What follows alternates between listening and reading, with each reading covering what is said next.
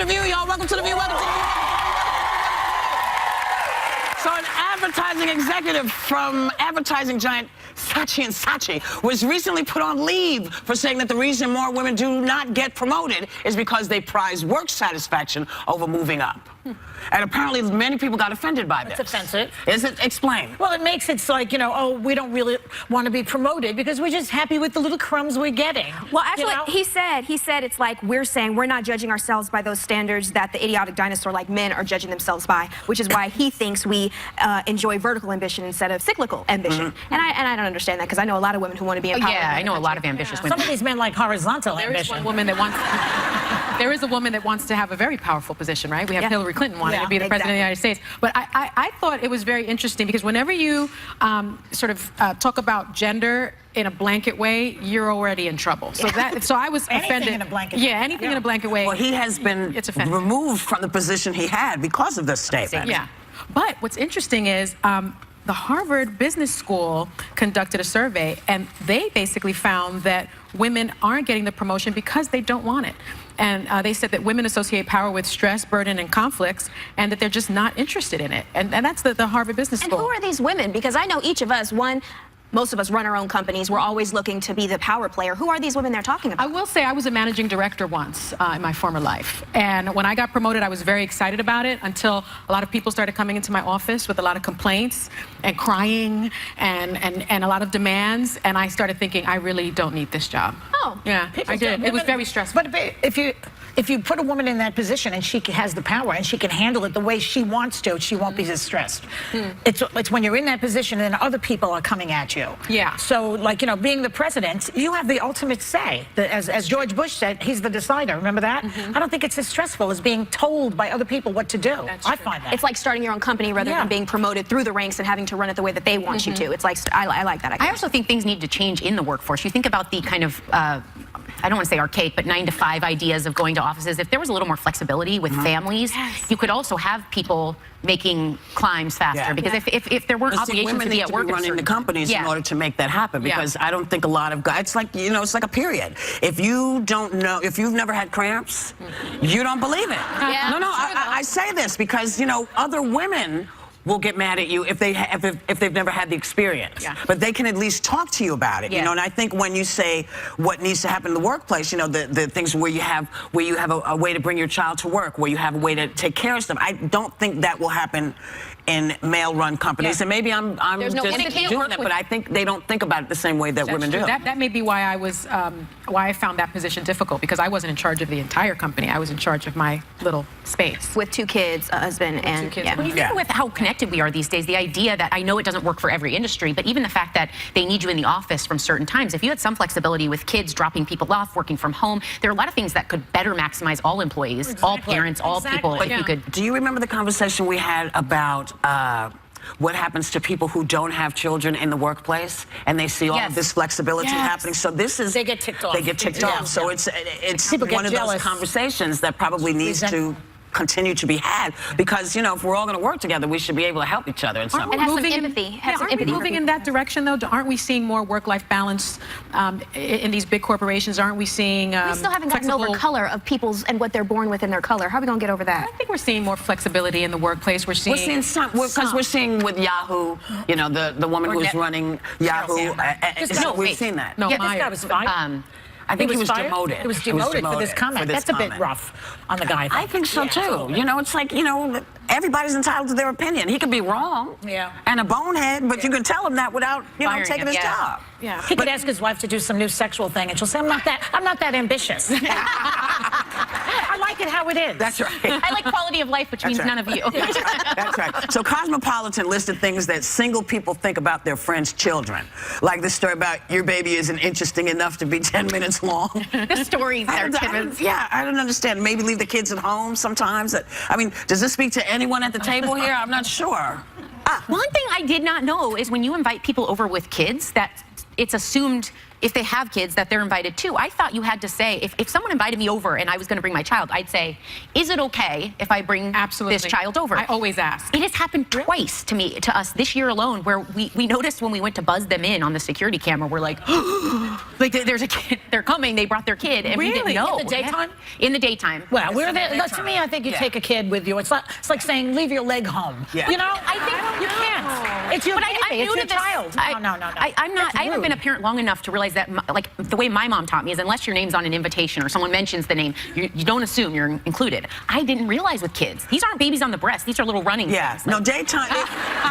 If it's daytime, I think most people will assume that you can bring the kid, because everybody's home taking care of the kids. So, do you assume that? First of all, I don't have my friends who have kids don't come out of the house and rarely call me over.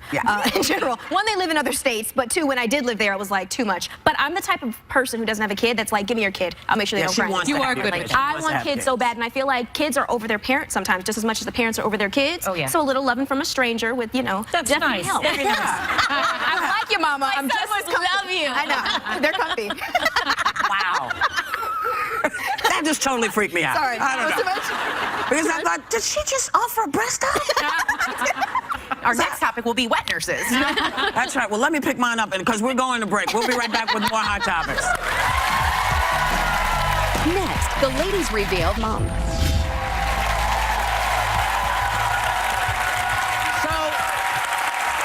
Welcome back. So, a Utah man who's been married for 11 years noticed that his wardrobe, like cargo pants, about 15 pair of cargo pants, kept getting smaller and lower, and then he was down to one. And it turns out his wife was throwing them out. Good. Saying she couldn't stand them.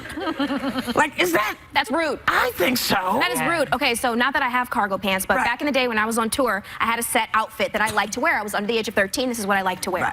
And my dancers / play brothers now took my Adidas tennis suit outfit and put it underneath the hotel bed and didn't tell me. I got home, I looked for my favorite outfit. This is like my uniform.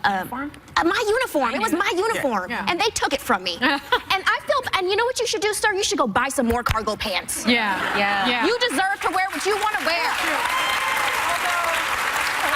I don't know why he needs 15 of them. I don't know why he needs 15 Why of them. do you need 15 pairs of shoes? I will say this. My husband has this habit of buying the same pair of black sneakers, because after he wears them, works out in them for like 2 months, they're worn down apparently. Do they and smell? He needs another one. They don't smell, but he keeps on buying the same pair. But so what? And they're like 15 of them. So what? I haven't gotten rid of them, but I'm irked by it. Do you remember in the early Because there's too many of them. There's too many. You know what? Like, Now, when he comes after your shoes, don't say anything. Well, that's why I don't remove them, because I do. That's why I remove them, because I do have things I really like. Like, I have 2 dresses that, he says they're repeat performers. I wear them all the time, and I've been wearing them for 10 years. Y'all have seen them.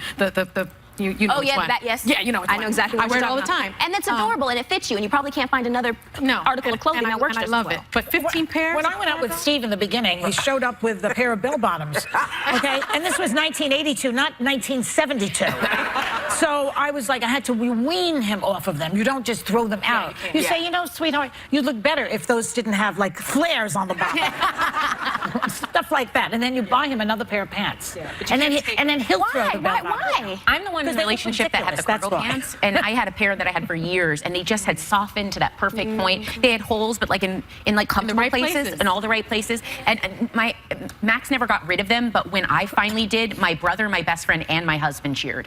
I guess I had been wearing them a lot. But they were your happy place. place. They were so cute. They hung off my hips and made me feel skinny. Those are the best. I was the same way with Jinko jeans. Remember the big Jinko jeans? Yes, you told me about these. I bought another pair because they stole all my pair. Jinko jeans? Jinko jeans were the beast. They're great. They were 30 to 52 inches round on the bottom and all the way up, old school skater style. That was me. Check out my first album, Undeniable. It's not a joke. Janko jeans, and they're back in style. My mama threw them all away. I know she did. See, I like have moment of shirts silence for those Janko jeans and the Adidas jumper. Yes. Well, if anybody threw my stuff out, I would break their toes. Yeah, you can't throw it out. Yeah, no, you can't. No, listen, if somebody's comfortable, you can't be mad at them. Yeah. You can say, listen, maybe we could trim the bell on the bottom, but we have to figure out a way, because that's too much. But when somebody just tosses your stuff, because you wear stuff until, that has the gently worn holes in them. You guys know.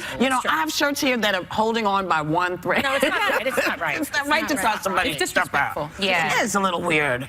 But, you know, what are you going to do? So, you know, do you believe that good sex is better than good food? Depends on the dish. What's the food? Depends on the dish, depends on the man. Okay. So let's hold on to that and come back to it. Okay. We'll be right back. Congrats to the ladies on your 20th year.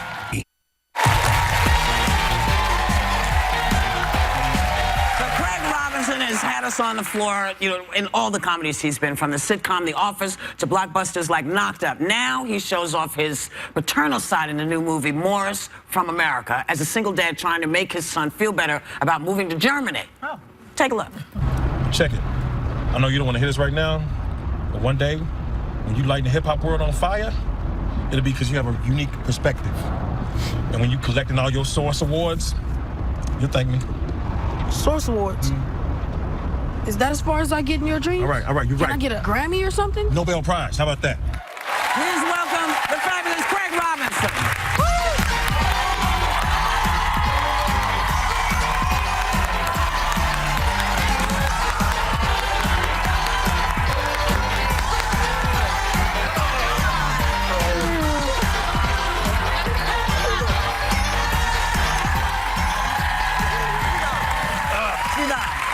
So before we start talking about anything else, we were going to do this hot topic about whether one prefers to have good sex or whether one prefers to have good food. What is your opinion about this? At this age, good food. I'm good. You've been on tour or something? A little bit, yeah. What the hell, man? You've been doing? Yeah, I've been stretching those comedy chops and then also filming Mr. Robot Yes. for the first half of the year. So I got really impressive. Yeah. Well, you and your band, and I love this name, The Nasty Delicious, Yes. recently played in Vegas. Do you still party as hard as you used to? You know what? No. and it's a shame too, because I mean, not a shame, because it's like I've been to Vegas so much now. Like it was Friday night and it was 10 o'clock, and I was like, I think I'll go to bed. You know? It's the weirdest thing, because back in the day, I was unheard of. I'd just stay up all 3 nights. It's like the food thing, same thing. Exactly, You're too old. Get a little older. Nasty Delicious, where did that come from? It's actually a food And sex kind of thing? thing. Your food and sex thing. Yeah. But it's kind of like, you ever been eating something that's so good, but you make a nasty face? Yes. That's what it is. Yeah. So you and I have in common. I also was a teacher, and then I became a stand-up comedian, just like you. And you started in the mid-'90s, right? You know how rough it can be. Yeah. Get heckled in the beginning, and they torture you. Yes. But now that you're a big famous star, do they still torture you? Well, it's not torture. They still reach out, and they're very nice. They're like, Mr. Robinson, you still inspire us, and it's so good to see you doing your thing. And I always say the same thing. I'm like, hey, I'm not your teacher anymore. Please stop contacting me. That email thing is expired with the job. No, it's great. It's so great. Because, that does happen. And then I had some kids who were amazing musicians, and they sent me some of their recordings and stuff. Nice. It's awesome. Well, you did a fantastic job as a single dad in the new movie Morris from America, and you even won the Special Jury Acting Award at Sundance. Yes. That's huge. Now, you filmed in Germany. Had you been before? I had not been to Germany before. It was my first time. Where did you film? We filmed in Heidelberg. Ah, yes. And we filmed in Berlin. Ah, wie geht's? I only speak the dialogue that I learned. Right. Which was very interesting, because I play a soccer coach. Right. And in one of the scenes, all the other coaches are yelling, hey, pass, kick, and I'm just yelling what I learned, which is, my wife is dead, So, but that was in German, Right. Ich war verheiratet, meine Frau ist gestorben. Yeah. Oh, that sounded good. Yeah, well, Right. guys. It rolls off your tongue. Yeah. We filmed in Heidelberg, and it was awesome because they had a fest for everything. It was So so I got there. Schnudelfest. Schnitzelfest? Almost like New Orleans, right? Yeah, always a fest. But I got there, it was a mid-shoot, and I don't know the name, but it was like mid-shoot fest. So we had a party at a barn. It was awesome.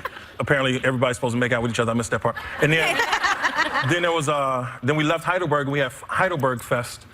And then the following week, I left, and we had Craig Fest. So it was dope. It was I want to have a breakfast here. I would like to ask you some rapid-fire questions, but could you grace us with the piano while you do this? Oh, yeah. Oh, right here. Is there a piano? Yes. And then there was a piano. Is it on? It says it's on, but I don't see it Oh, okay. as being on. Let's turn it off. Let's try it. Oh, There it is. Okay. We got a fight here. If you had a talk show, what would your theme song be? Okay. That's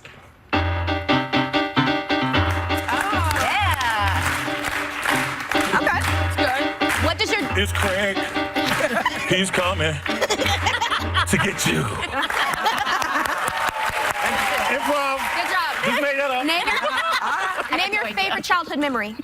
Favorite childhood memory?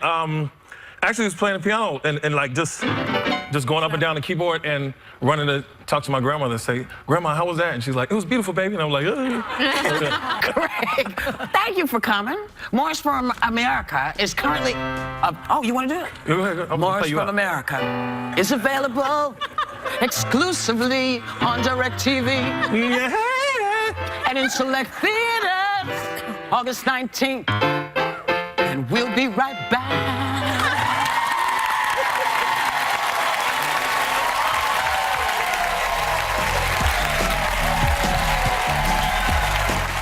Next, the Hollywood medium Tyler Henry helps our co-hosts contact the other side and makes emotional connections.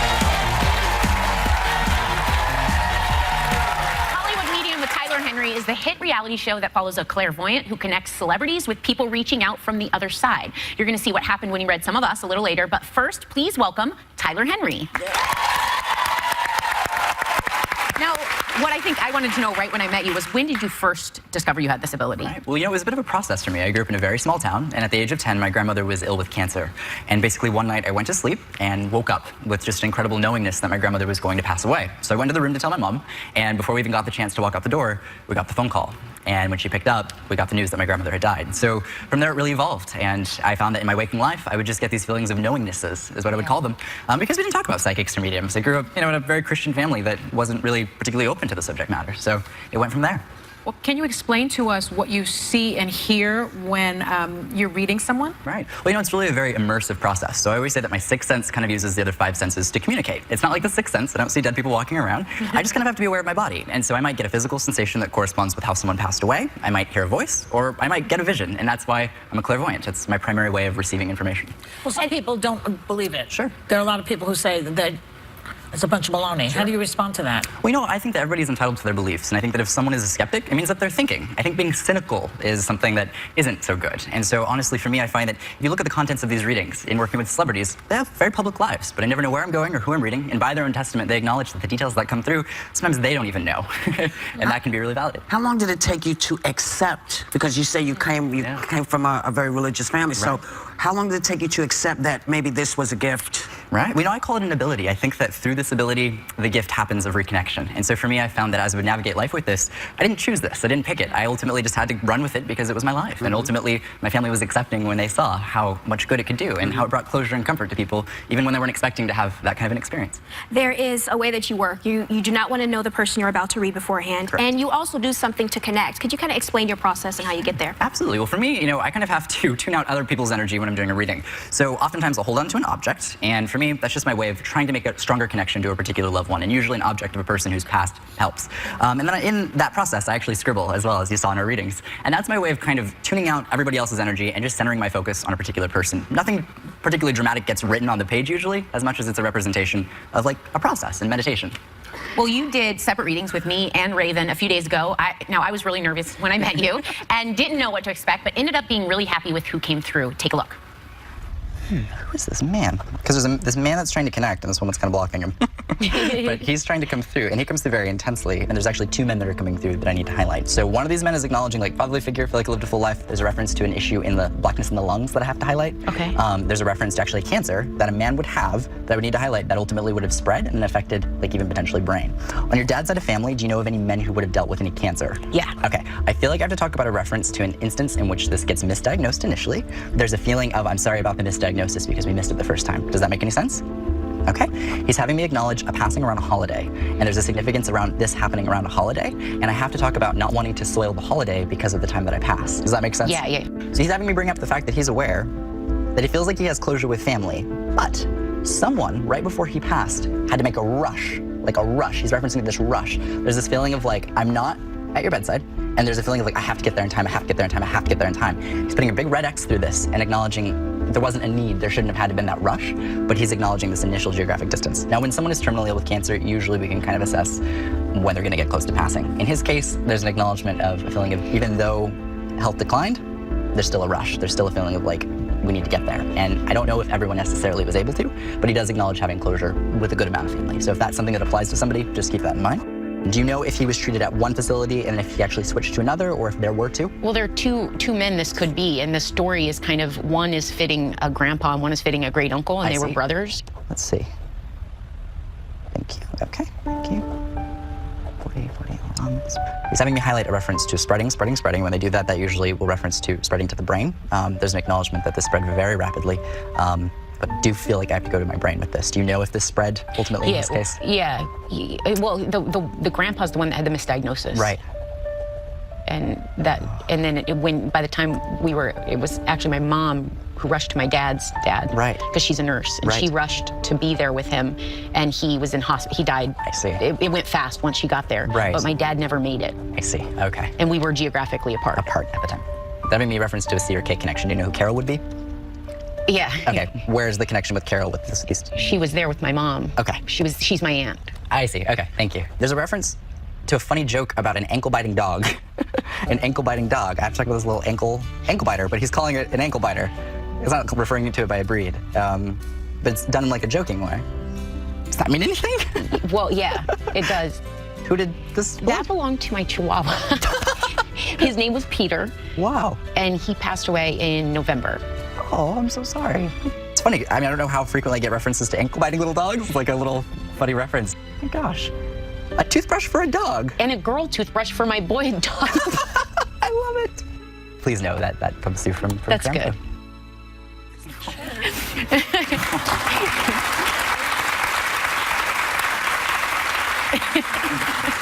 Wow. So Sarah, we could see you were emotional during the reading, but you're still emotional now. So what was going through your mind? Well, this is so bad, but I can cry anytime I see my dog. It's so, I know I'm missing the point of that whole spot. There were people involved there, but my dog is like really hard for me. But no, it was really emotional because I was hoping that Peter would come through. Like I kept hoping my dog would come through.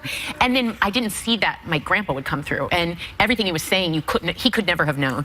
And I had to check some of the facts with my dad, and he was a little like verklempt. Yeah, he was a little like, oh my God. And then I had to ask him more questions, and it all made a lot of sense. Wow. So it catches you off guard. Yeah. You know? Absolutely. Wow. Yeah, oh, sorry. When we come back, we're showing you what happened when Tyler connected with someone from Raven's family. We'll be right back.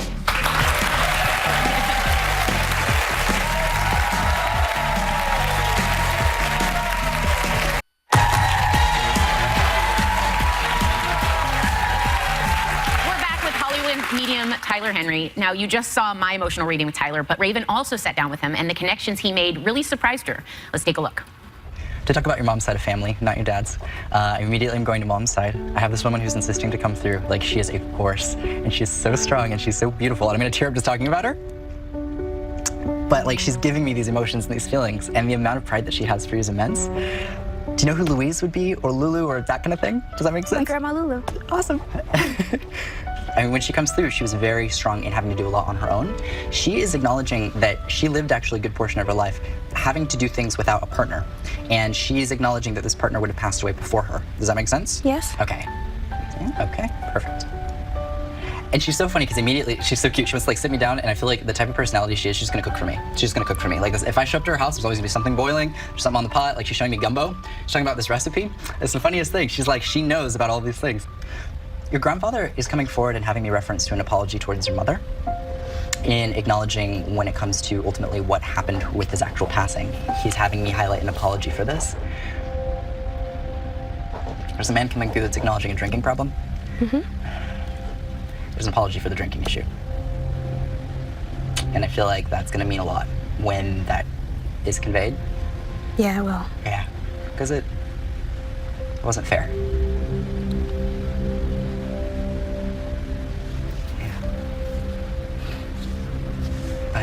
Your grandmother comes through immensely, just so incredibly proud. I can't even begin to convey this.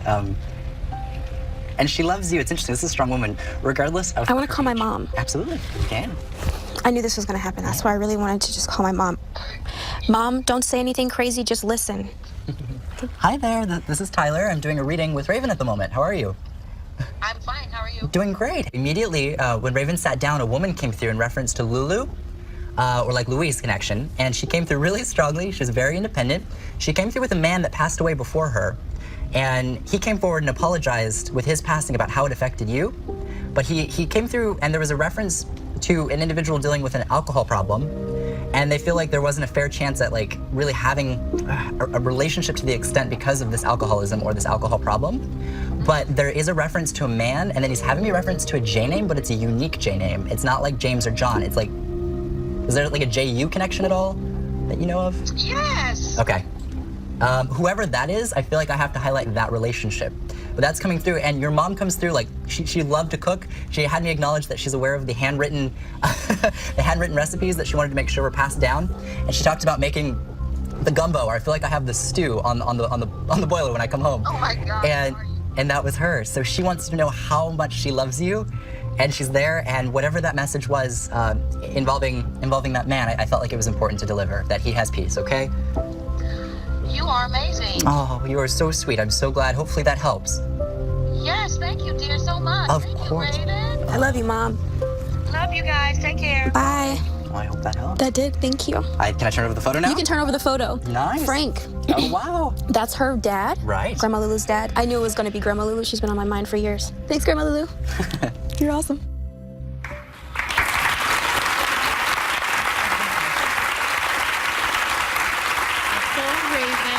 You could also see how emotional you were during your reading and connecting your mom. What were you thinking about?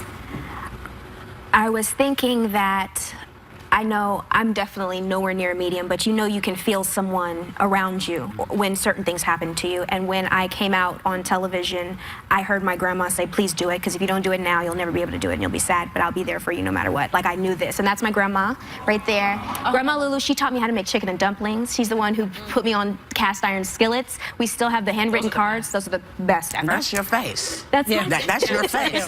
Yeah. We call each other. Yeah. What did your mom say to you when you called her back later? My mom and I had the best conversation on the phone after you did that for us, because we also put my mom's sister on the phone as well, and we had the full conversation again.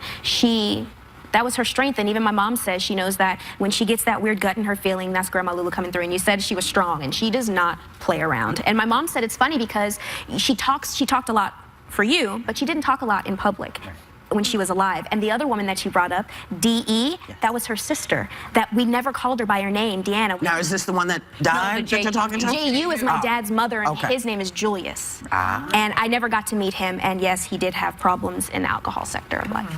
It was very good. You are the real thing. Thank you so much. You are the real thing. Let me ask you something. Does this gift of yours allow you to find missing children? Because that would be really good. Absolutely, I would love that. I mean, Can for you me, do it? I would absolutely love to try it. I think that's something. You haven't tried it? Well, I mean, I definitely have had outreach from police individuals before who have been interested in seeing what I could see about cases. And for me, this is a process of a reading where I basically pull into an object and connect, and details can come through. But I would actually, moving forward, love to be open to doing that. I think that at this point, I'm so young in my career that I have a whole lifetime to be able to do that. And this platform allows me to be able to bring awareness to it. Okay. Well, thank you so much. A big thanks to Tyler Henry. Season 2 of the show, Hollywood Medium, airs Wednesday nights on E! And we'll be right back. Happy 20. So, thanks for coming. We appreciate that you were here. We want to say have a great day and take a little time to enjoy the view. Go ahead.